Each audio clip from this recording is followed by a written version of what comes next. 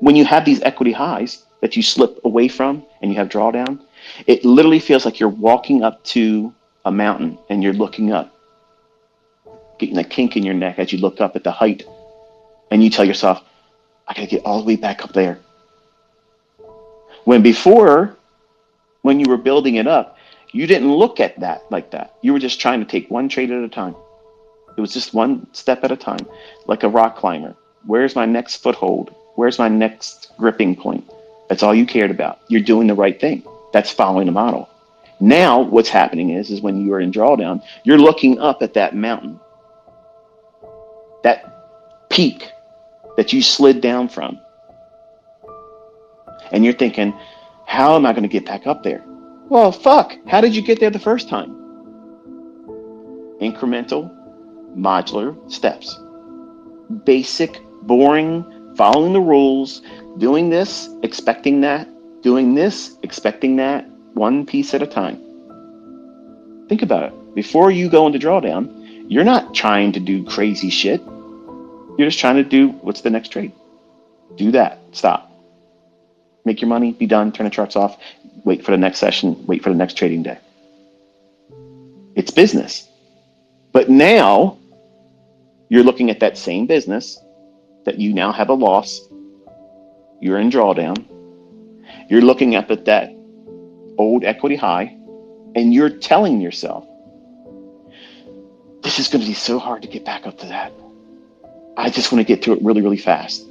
And you're wrestling with these impulsive feelings that you got to get in there and just do really big trades because you just got to get through it. The quicker I can climb back up there, the better.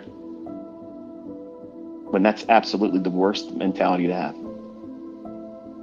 You need to tell yourself the same thing you did before. I'm going to find my next setup based on the model. I'm going to risk less money. I'm submitting to the idea now because I have to do this at a longer duration. I've pushed my finish line further away from me in time because I've created this drawdown. The drawdown is it's not an end of a career.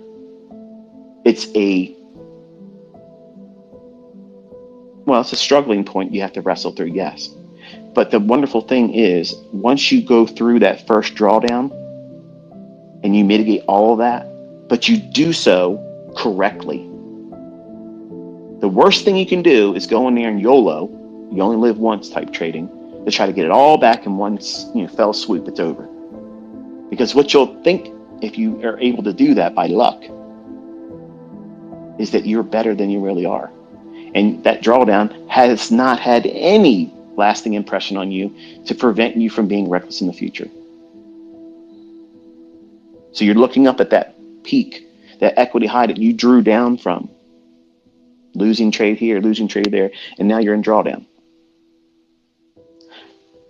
You're not to look at that and say, I got to quickly get back there. No, you don't. Because when you were taking your trades that got you there, you didn't say, I have to be there by this day. Nobody had that mentality, that mindset. When you were getting to that equity high, you were just taking one trade, next trade, next trade. That's all you're doing.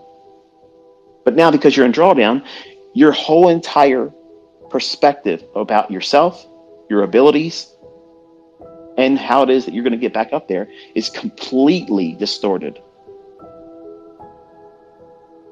That's what makes drawdown become a blown account.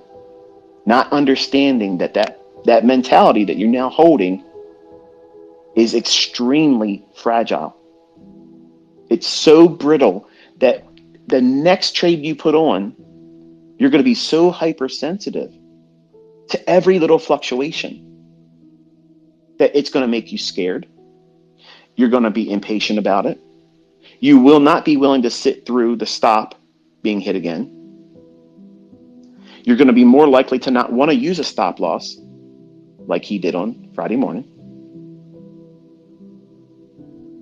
And then when you don't have a stop and it goes past what your stop would have been, you'll be wrestling with, well, if I get out, it might be just going just past where my stop would have been, and then it reverses, and you start telling yourself that bullshit. You start giving yourself pillow talk on a one-night stand. Oh, honey, I really enjoyed the time with you. Let me just stay a little bit longer with you. When really you just want them to fall asleep so you can sneak out. You know you shouldn't be in that trade, but you start doing pillow talk. Yeah, I'll be all right. It's probably going to turn around. And the whole time it's just going deeper into you, running that sword deeper into you, and more damage is being done. And then finally you can't handle it and you get out. And then it moves in your favor. Not because your trade would have panned out, but because it's simply just doing something else. But your mind's going to say, oh, see, I did it wrong. And now you're going to go in there and chase it again. That's exactly what goes on in every trader's mind. When they're in drawdown, that's exactly what it is.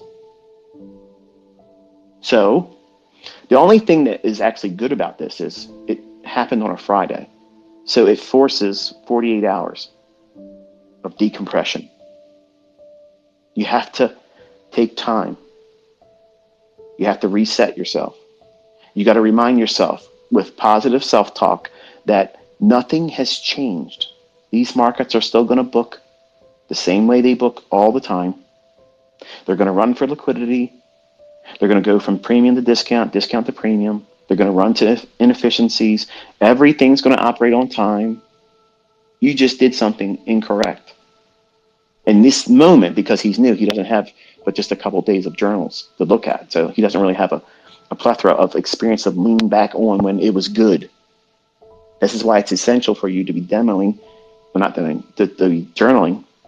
That way, when you start practicing with forward testing and you feel like you have encountered a period where maybe they changed the algorithm, they're not changing shit, but you'll feel like everything's broke because you're just doing it wrong.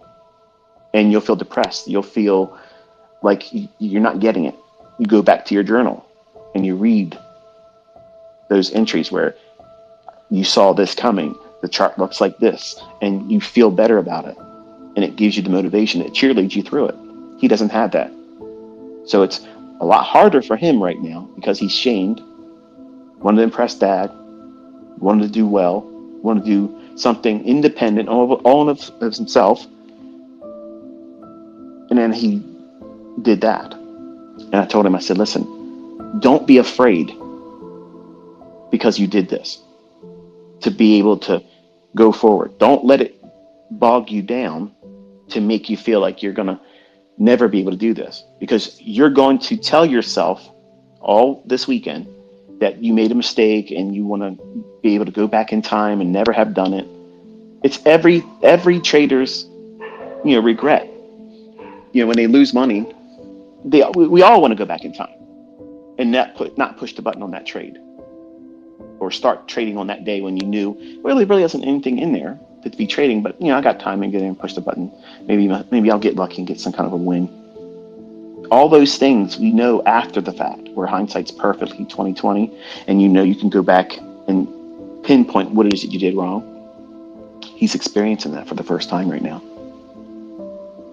He's having to come to grips with nobody did it. Nobody did it to him.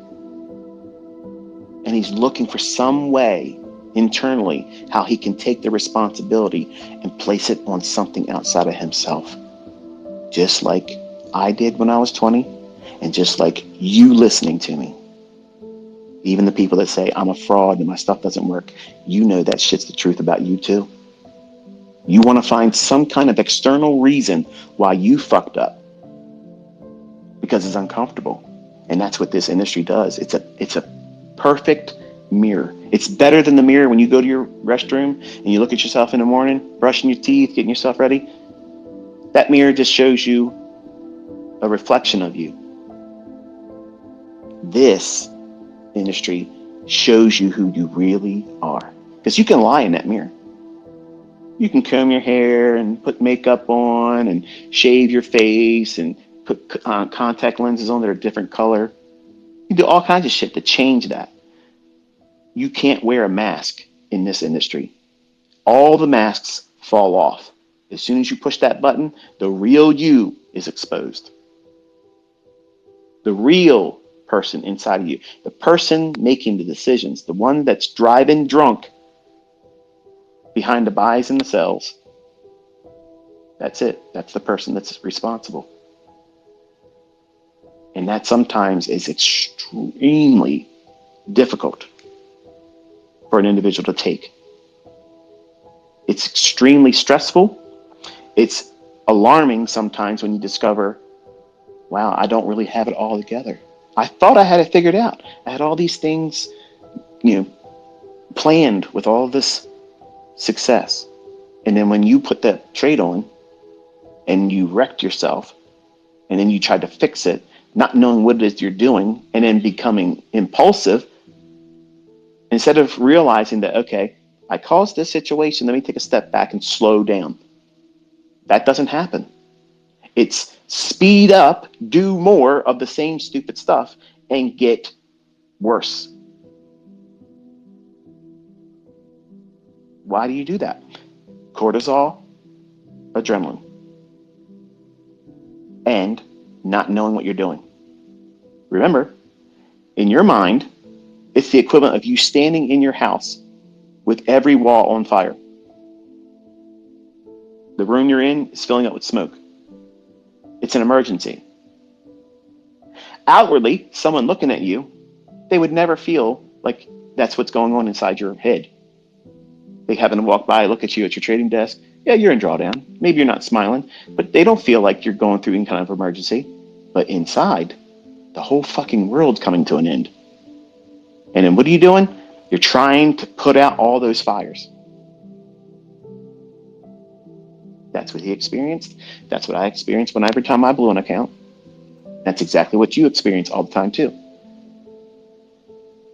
Send me a tweet and tell me, hell yeah, if that's exactly what you've encountered when you blew your account.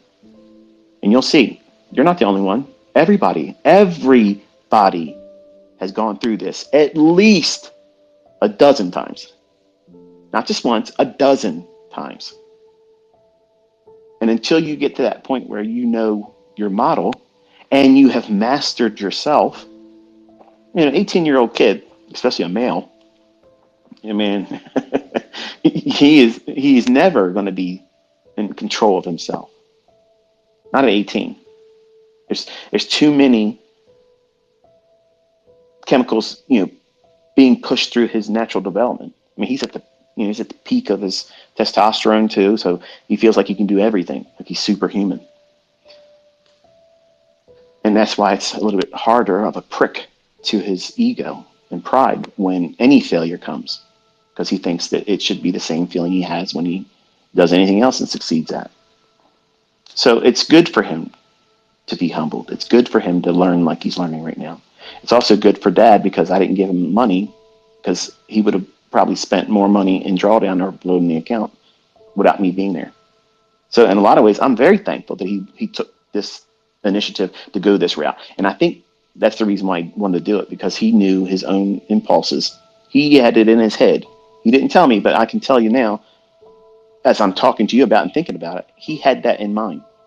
Once he figured out what he thought he was going to be able to do, as soon as he felt that he could do that, when he was given the car keys without me in the car with him, riding shotgun, he was just going to go, he's going to go drive to town, and he was going to drive it until the brakes came off. And